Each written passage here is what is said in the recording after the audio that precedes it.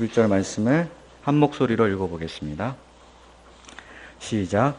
아버지여, 아버지께서 내 안에 내가 아버지 안에 있는 것 같이 그들도 다 하나가 되어 우리 안에 있게 하사 세상으로 아버지께서 나를 보내신 것을 믿게 하옵소서.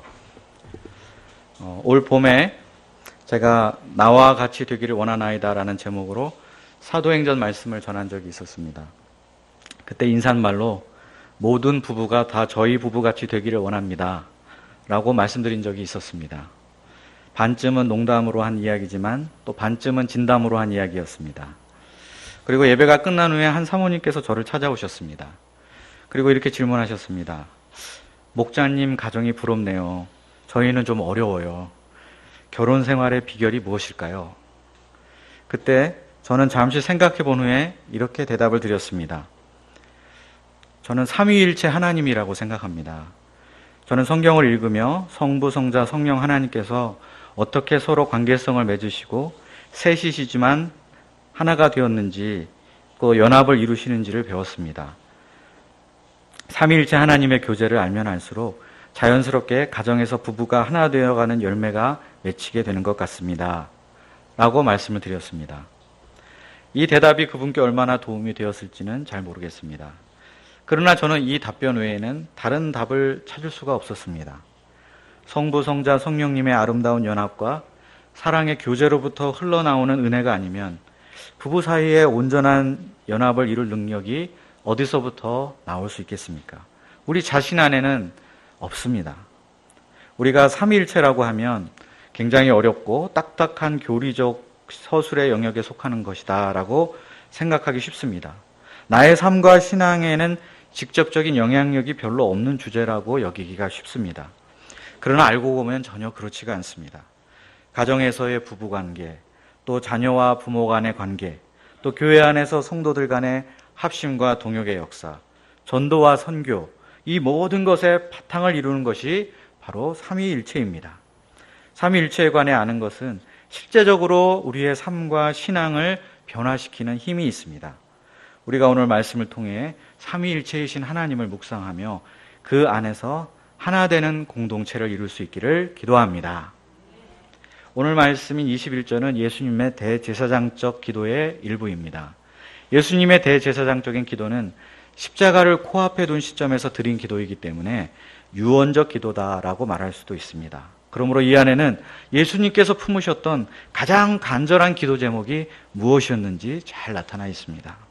그 중에 하나가 바로 제자들이 하나가 되는 것이었습니다. 다른 기도 제목도 많이 있을 수 있었습니다.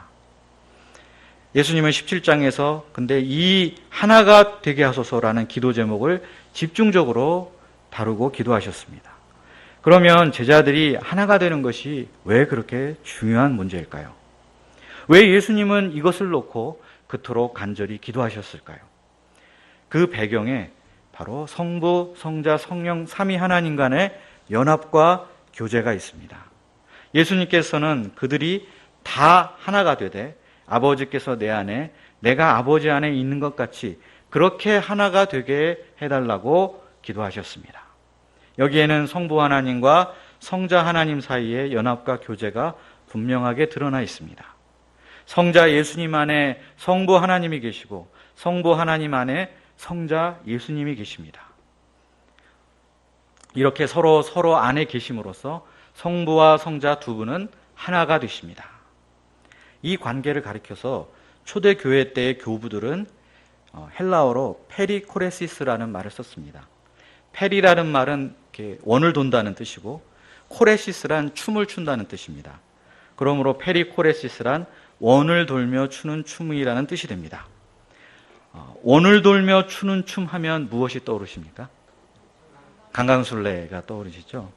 바로 이제 추석 때 우리 조상들이 명절에 휘영청 밝은 보름달 아래서 추었던 바로 그 강강술래를 연상하시면 됩니다.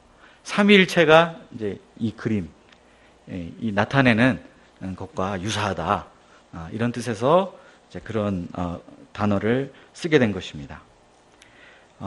그 다음 그림 한번 보시면, 이건 이제 예수님께서 아이들과 이렇게 둥글게 손을 잡고 춤을 추시는 그림입니다. 이렇게 구글에서 페리코레시스라고 검색하면 이 그림도 나옵니다. 그러니까 이것은 이제 삼위 하나님의 페리코레시스가 있고 성자 예수님이 오셔서 이제 인생들과 페리코레시스 그 연합을 이루시고 교제하시는 것을 또 나타내는 그런 그림이라고 할 수 있습니다. 강강술래를 추려면 일단 서로 손을 맞잡아야 합니다. 그리고 모두가 한 방향으로 돌아야 합니다. 서로 각자 다른 방향으로 돌면 뒤죽박죽이 돼서 더 이상 춤을 출 수가 없게 됩니다. 또한 돌 때 서로 속도를 일정하게 맞춰주어야 합니다. 누구는 빨리 돌고 누구는 천천히 돌아와서는 이 춤을 계속 출 수가 없습니다. 또 원을 만들었기 때문에 추는 사람이 서로의 얼굴을 보면서 춤을 출 수가 있습니다. 여기에는 누가 더 높은 사람인가, 누가 더 낮은 사람인가 하는 차별이 없습니다. 모두가 다 동등한 입장에서 춤에 참여를 합니다. 성부, 성자, 성령, 삼위 하나님의 관계가 마치 이와 같이 원을 도는 춤과 유사하다고 해서 페리코레시스라는 말을 사용하여 표현했습니다. 성부, 성자, 성령 하나님은 본질이 동일하신 하나님이십니다. 물론 성부의 뜻에 성자께서 순종하시고 성령께서는 성자를 드러내시지만 그렇다고 해서 이 세 분 중에 성부 하나님이 제일 우월하시고 그 다음 성자, 성령 순으로 그보다는 못한 하나님이 되는 것은 결코 아닙니다. 성부도 하나님이시고 성자도 하나님이시고 성령도 하나님이십니다. 시간상으로 선후관계가 있는 것도 아닙니다. 처음에는 성부만 계시다가 나중에 성자가 나시고 그 후에 성령이 생겨나신 게 아닙니다. 성부, 성자, 성령 하나님은 태초부터 함께 하셨고 영원토록 함께 하십니다. 그리고 성부, 성자, 성령 하나님 사이에는 어떠한 갈등이나 반목, 불일치나 분열이 없습니다. 성부, 성자, 성령 하나님은 서로를 깊이 이해하시고 서로의 생각을 모두 아시고 서로를 전적으로 신뢰하시고 서로를 한없이 사랑하십니다. 삼위 하나님은 셋이 모인 하나의 거룩한 가족을 이루셨습니다. 이런 점에서 기독교에서 말하는 하나님은 이슬람교에서 말하는 알라와는 전혀 다른 신입니다. 알라는 늘 혼자입니다. 누군가와 인격적으로 깊이 교제할 줄 모르는 매우 권위적이고 강압적인 신입니다. 그래서인지 대부분 무슬림 사람들도 스타일이 권위적이고 강압적인 것 같습니다. 사람은 자기가 믿고 있는 신을 닮아가기 마련입니다. 또한 하나님은 그리스 로마 신화에 나오는 올림푸스 산 위의 신들과도 전혀 다릅니다.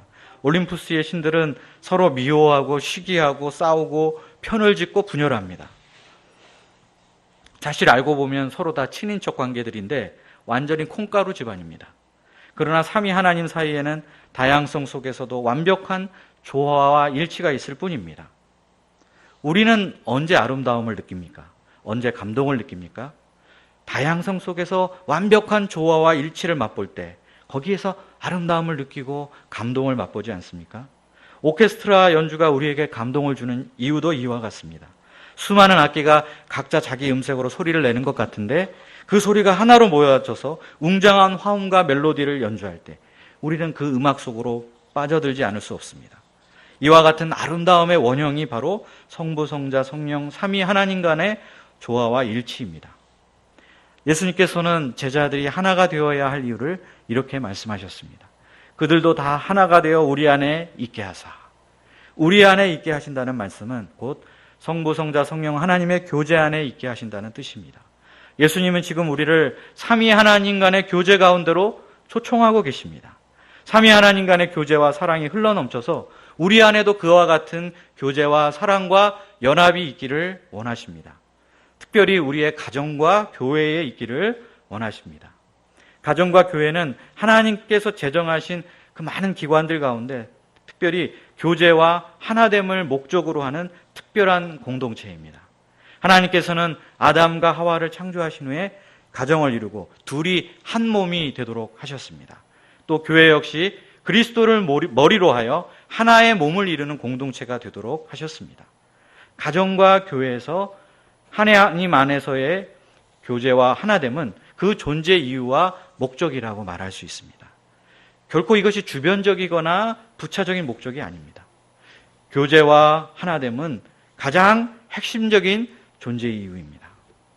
그러므로 교제와 하나됨에 무관심하고 힘쓰지 않는 것은 곧 하나님의 뜻을 저버리는 것입니다. 또한 이는 자기 자신을 스스로 불행하게 만드는 일입니다. 하나님의 형상으로 지음받은 우리는 삼위 하나님 간의 교제에 참여할 때 가장 기쁘고 가장 행복하도록 그렇게 창조되었습니다. 시편 기자는 하나님을 가까이함이 내게 복이다라고 노래했습니다. 이 말을 달리 표현하자면 삼위 하나님 간의 교제에 우리가 참여할 때 그것이 내게 가장 큰 복이요 기쁨이 된다는 뜻입니다. 저도 제 인생에 있어서 가장 큰 행복이 무엇일까 생각해 볼 때 연합과 교제를 이룰 때 가장 큰 행복이 있었음을 돌아보게 됩니다. 혼자서도 재밌게 놀 수는 있지만 아무리 그게 재밌어도 뭔가 허전합니다. 원하는 것을 손에 넣거나 이루고자 하는 목표를 이루었을 때도 행복감을 느끼지만 그 행복은 조금만 지나면 다 시들해지고 맙니다. 그러나 저를 가장 기쁘고 행복하게 했던 것은, 저를 가장 만족시켰던 것은 성부, 성자, 성령 하나님과의 교제에 있었습니다. 또한 하나님 안에서 가정과 교회에서 이루는 사귐과 하나됨 속에서 큰 행복을 느낄 수 있었습니다. 또한 연합과 교제는 선교와 깊은 관련을 맺고 있습니다. 21절에서 예수님은 이렇게 기도하십니다.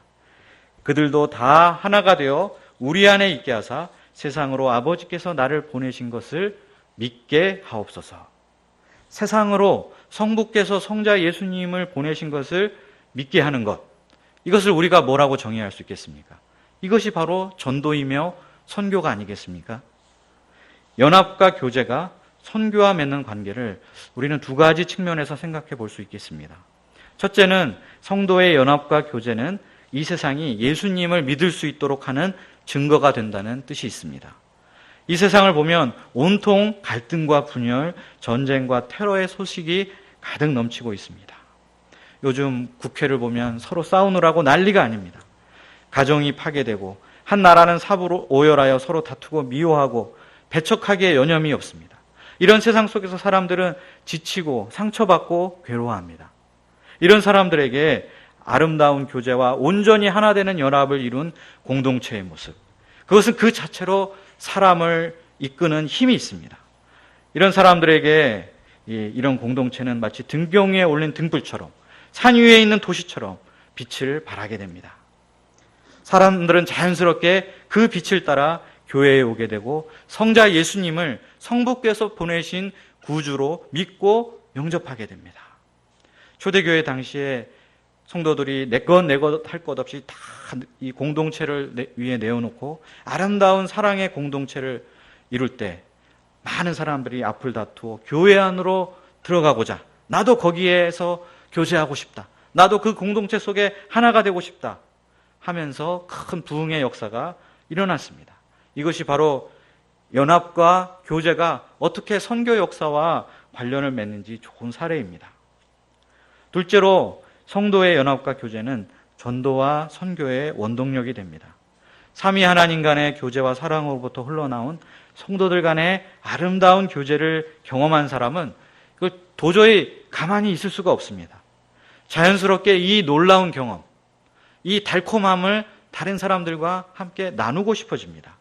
이것을 아직 경험해보지 못한 사람을 보면 너무나 안타까워서 복음을 통해서 그들을 이 교제와 연합 속으로 초청하고 싶어지게 됩니다. 그러므로 전도와 선교는 교제와 연합으로부터 흘러나오는 자연스러운 반응이다라고 말할 수 있습니다. 이 교제와 연합의 축복을 누리지 못하는 사람은 전도와 선교에 열심을 내기가 어렵습니다. 우리는 11월 5일과 6일 양인간에 걸쳐 가을 제자 수양회를 갖고자 하고 있습니다. 일단 제자라는 말이 들어가면 우리는 자연스럽게 그 뒤에 훈련이라는 말이 연상이 되고 어떤 훈련 프로그램이 있어야 되겠다 하는 생각을 하게 됩니다. 물론 이런 생각이 틀린 것이 아닙니다. 제자 양성을 위해서 훈련도 있어야 되고 프로그램도 있어야 됩니다. 그러나 어떠한 훈련이나 프로그램도 사랑으로 연합을 이룬 공동체를 떼어놓고 생각할 수 없습니다. 또 이와 같이 연합을 이룬 공동체는 삼위 하나님과의 교제와 연합이 없이는 생각할 수 없습니다. 우리가 진정으로 양들을 제자 양성하기 원한다면 동역자들끼리 먼저 교제하기에 힘써 하나 된 공동체를 이루어야 합니다. 성부, 성자, 성령 하나님의 교제와 연합에 우리가 참여할 때 그곳으로부터 흘러나온 교제와 은혜와 사랑을 먹고 양들은 자라게 됩니다. 이번 수양회는 특히 세 팀으로 나누어져서 예년보다 소규모로 꾸려지게 되었습니다. 그만큼 서로 간의 인격적인 교제를 할 기회와 시간이 많이 주어지게 되어 감사합니다. 이번 제자 수양회를 통해 성도의 교제와 연합을 온전히 이루고 경험할 수 있기를 기도합니다. 이를 통해서 우리 가운데 성부, 성자, 성령, 성삼위 하나님 간의 그 아름다운 교제에 참여하는 역사가 충만히 이루어지며 우리가 사귐 가운데 연합을 이룬 공동체를 온전히 이룰 수 있기를 기도합니다. 기도하겠습니다. 사랑의 하나님 아버지, 오늘 요한복음 말씀 통해서 성부, 성자, 성령 삼위 하나님 간의 교제와 연합에 대해서 생각해 보게 도와주셔서 감사합니다.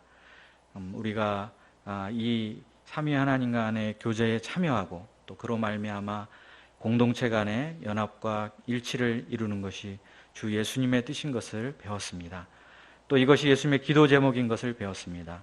이번 제자 수양회가 바로 이러한 일치와 연합이 우리 가운데 온전히 일어나는 제자 수양회가 되도록 복 주시기를 간절히 기도합니다. 그래서 이 아름다운 공동체를 보고 우리 양들이 흠모하고 또 성장하고 배우는 역사가 일어나게 도와주시기를 간절히 기도합니다. 예수님의 이름으로 기도하였습니다.